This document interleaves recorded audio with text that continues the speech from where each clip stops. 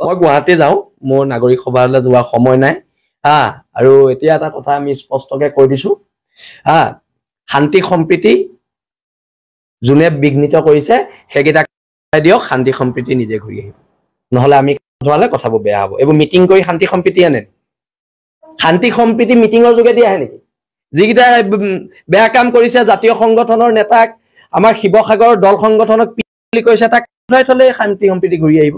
আকৌ মিটিং পাতি কি হয় শান্তি সম্প্ৰীতি? হয় নে নহয়?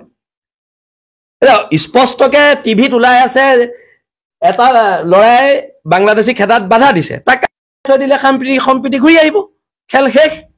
আকৌ মিটিং কৰি কিয় সময় নষ্ট কৰিব লাগে? মোৰ সময় নাই, মই গুৱাহাটী যাওঁ। শিৱসাগৰত 2020 ক্ৰিকেট মেচ খেলা নাই যে আমাক কোনোবাই জাৰ্চি স্পন্সাৰ কৰিব এইটো কথা মই স্পষ্টকে কৈ দিছো আমাৰ বিধায়কগৰাকী। আৰু এটা কথা স্পষ্ট, আমি ৰাষ্ট্ৰীয়তাবাদী বিৰোধী মানুহ, বিজেপি কংগ্ৰেছ আমি কোনো দলৰ সমৰ্থক নহয়।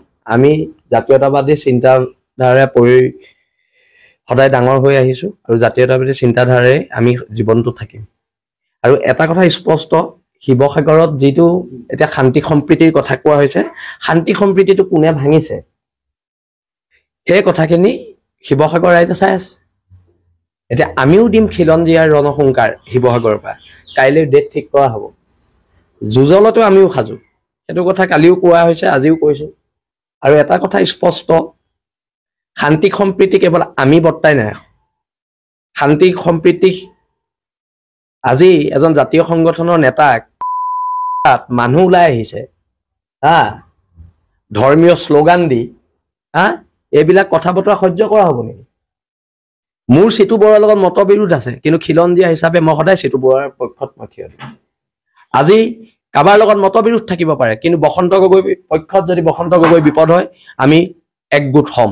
আৰু একগোট হ'ব, শিৱসাগৰৰ সমূহ জাতীয় দল সংগঠন একগোট হ'ব।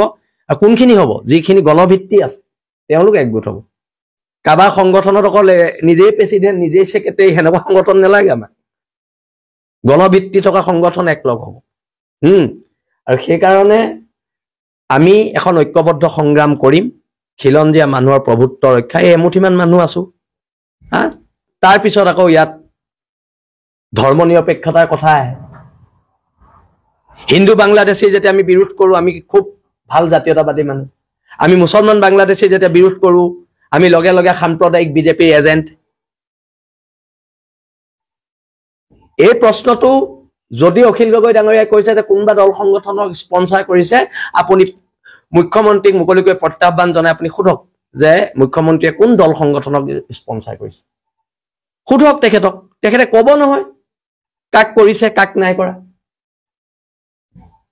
কিন্তু শিৱসাগৰ আমাৰ শিৱসাগৰত বহিৰাগত সন্দেহযুক্ত মানুহ খেদিমে আমি, এইটো স্পষ্ট কথা। যদি কোনোবা বিধায়কে সিহঁতৰ পক্ষত ইয়াত ওকালতি কৰে, ৰাজনৈতিকভাৱে উফৰাই পেলোৱা হ'ব। শিৱসাগৰ খিলঞ্জীয়া মানুহৰ ঠাই। আৰু এটা কথা মই একদম স্পষ্টকে কৈ দিওঁ দেই, ইয়াত শিৱদৌলৰ বিশালতাই কথা কয়, ইয়াত বৰপুখুৰীৰ সৌন্দৰ্যই কথা কয়, ইয়াত ৰংঘৰৰ ঐতিহ্যই কথা কয়। ইয়াত বাংলাদেশী ৰক্ষকৰ কথা শিৱসাগৰৰ খিলঞ্জীয়া জনগণে নুশুনে। বাংলাদেশী ৰক্ষকৰ কথা খিলঞ্জীয়া জনগণে ইয়াত নুশুনে।